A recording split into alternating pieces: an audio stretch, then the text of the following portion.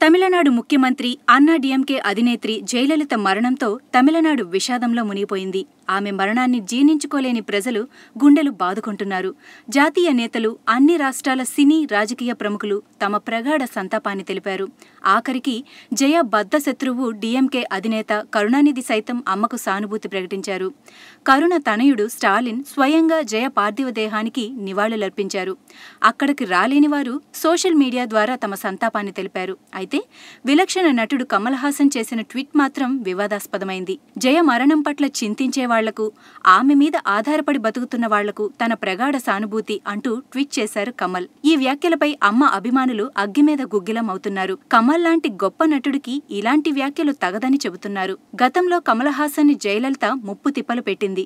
ఆయన అన్న ఒక్క మాటకు ప్రతిగా ఆయన ఇంటికి కరెంటు కట్ చేయడం, ఆయన నటించిన ఓ సినిమా విడుదలకు ఆటంకాలు సృష్టించడం చేసింది జయ ప్రభుత్వం.